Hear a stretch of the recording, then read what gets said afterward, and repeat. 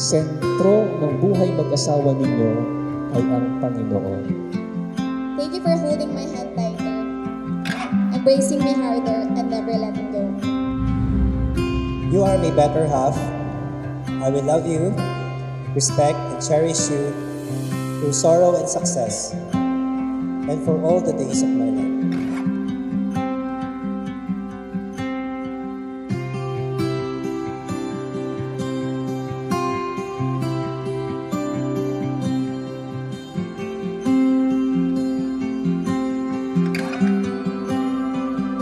10 years ago, I was just a young lady who is about to create my world outside my comfort zone. And then I met you, a typical handsome guy in my eyes. It was just a fleeting random moment. But little did I know that random guy I met would be the constant person that I would have been with through all these years. I was looking for a hiding place, quiet and safe. Anak, iba na ang buhay may asawa. So, magsama kayo, magmahala ng husay. Huwag mo rin kaming kalilimutan na iyong papa. Mahal na mahal ka namin, alam mo yan. A lot of marriages, they fail because God was never the very center of their married life. But if you put God always there in your midst, whatever problems that will come, God will never abandon you. Madami na tayong pinagdaanan and marami ng pagsubok ang dumating. Ikaw at ikaw pa rin ang aking pipiliin. Thank you for loving me unconditionally. Salamat sa pag-unawa. Salamat sa pagiging inspiration sa lahat ng aking achievements at sa nangyayari sa life ko ngayon. Thank you sa lahat-lahat. I've been drifting, dreaming of that place, the moment we made, live it over, watch you fade away, every day. Now I look around, now and then, wanna find you again. All the highs, all the lows, you can find me in there it goes. Whoa, you can find me in there it goes. Whoa, there it goes. Whoa, you can find me in there it goes. Whoa.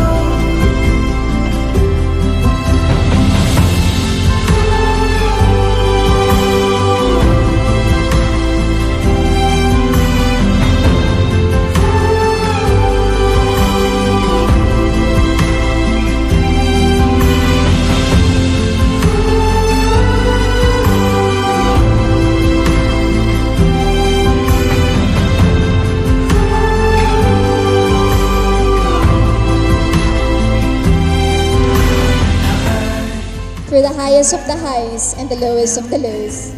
Thank you, because we still end up choosing to love each other. I love you not just because of the butterflies and the great times that we had.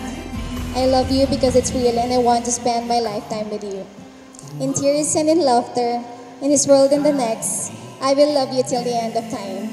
I love you and I will love you forever with all my heart.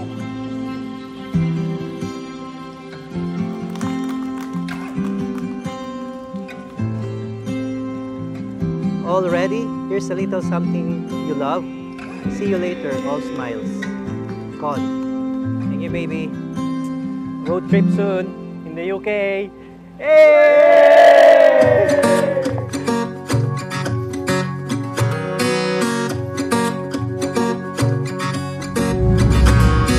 In the highs and in the lows, mountain tops and seas below, I know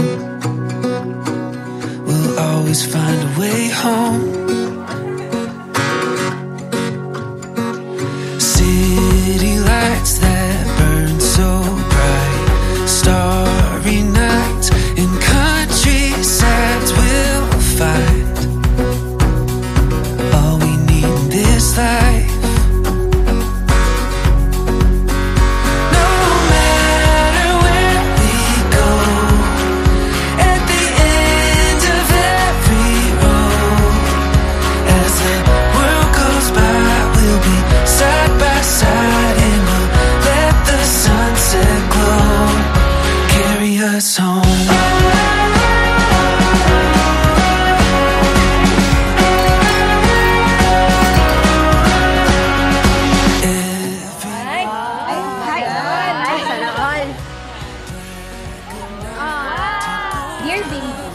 Here's a present to make you happy. Are you ready?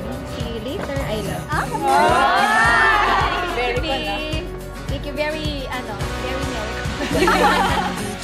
At last, the day is finally here as we become husband and wife.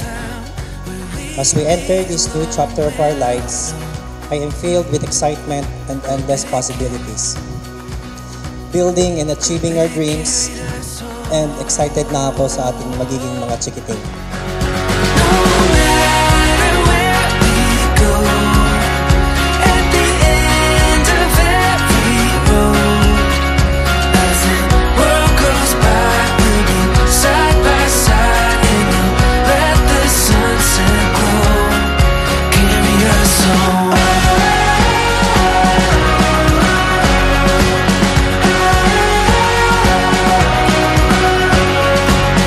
So sa inyong dalawa, naway biyayaan kayo ng marami pa ng Diyos at naway maging makahulugan at masaya ang inyong buhay mag-asawa.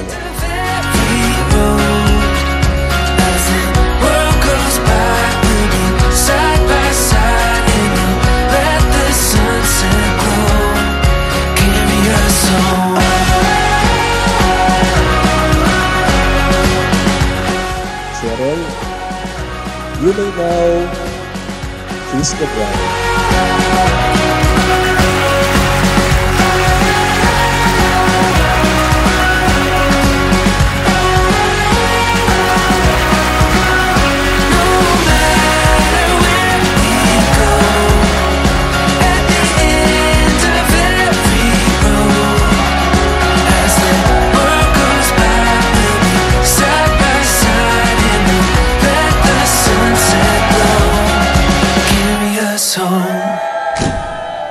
I love you with all my heart, Mrs. Maricon Masilungan, forever and always. I love you so much.